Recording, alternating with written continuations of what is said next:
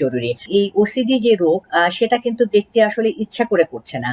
যে কাজগুলো সেগুলা কিন্তু অনেক সময় মনে হয় যে আমরা বোধহয় ইচ্ছা করলে এটাকে আমরা কন্ট্রোল করতে পারি, কিন্তু কোনো কোনো ক্ষেত্রে এই যে অবসেশন গুলো আসে সেটা এতখানি সিভিয়ার হয় যে বারবার করে একই কাজ না করে সে পারে না। এক্ষেত্রে চিকিৎসাটা মূলত ওষুধের মাধ্যমে চিকিৎসা এবং হলো সাইকোথেরাপি অনেক বেশি রোল প্লে করে, এবং বিশেষ করে নিউরোকেমিক্যাল রোল প্লে করে বলে এখানে একটা মেডিসিনের গুরুত্ব রয়েছে।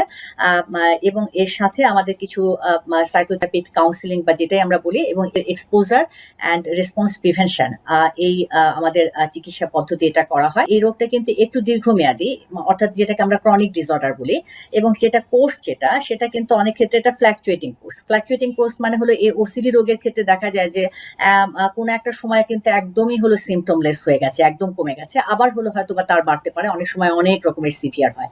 অর্থাৎ হলো যে এই রোগের কোর্সটা অনেক ক্ষেত্রে হলো ফ্ল্যাকচুয়েট করে, এবং যে কোনো রকমের স্ট্রেসে, অর্থাৎ